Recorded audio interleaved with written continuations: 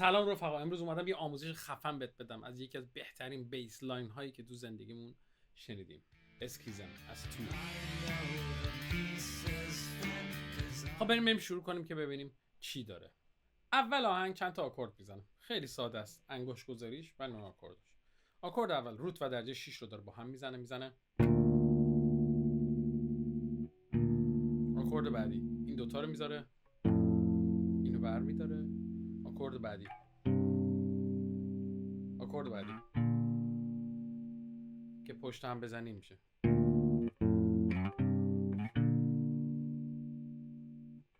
آکورد بعدی تو میزان دوم میزنه.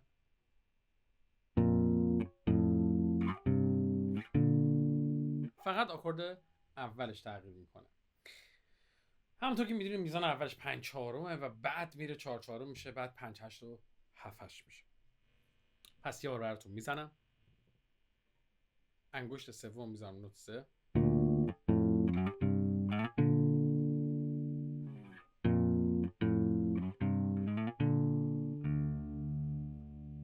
وقتی به اینجا رسید میزنم. پترنش خیلی ساده است. این شما که همران رو بلد باشید و یه مقدار دستتون سریع باشه راحت میتونید اینا رو بزنید. میزنم اول که یه فینگر ساده، دو تا همران داره. اینجا دوباره فینگر میزنید.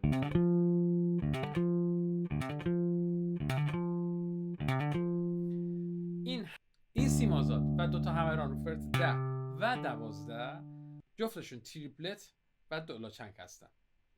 ولی وقتی ما دوباره فرت 10 اینا دیگه چنگ ساده هستن. میشه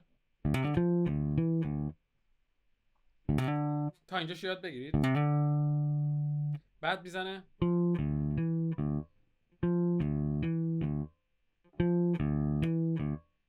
فرت 10 سیم 1 سیم آزاد 2، فرت 9 سیم 1 سیم آزاد 2.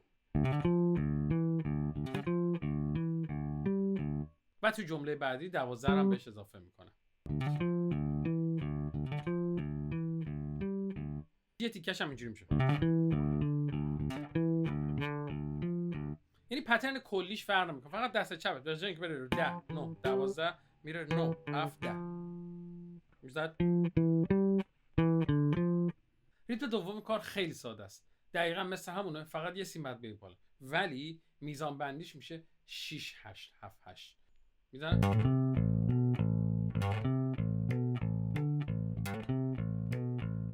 یعنی قبلا ما میزنیم، اگه دقت کنید اینجا سریع دوباره شروع میکنه. توی قسمت بریج آهنگ میزنه یک مقدار روی این سی مازاد دومیه میمونه به اندازه یک چنگ که میزانش از 5/8 تبدیل میشه به 6/8. فرقش اینه.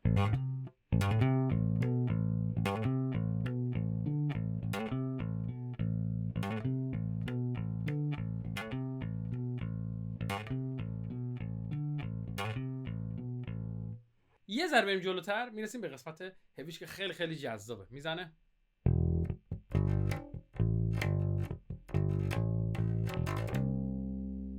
اگه بخوام به صورت آروم بزنیم اینجوری میشه: سیم آزاد، دو تا دد نوت، فرت 3 دو تا دد نوت،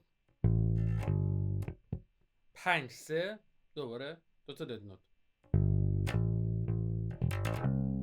آخرش هم که دقیقا شبیه همون.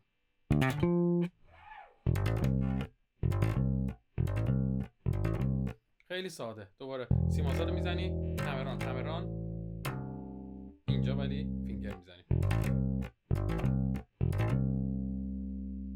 خب بریف اصلی موزیک رو بهتون توضیح دادم، امیدوارم که دوست داشته باشید. اگه سوال داشتین ازم بپرسید.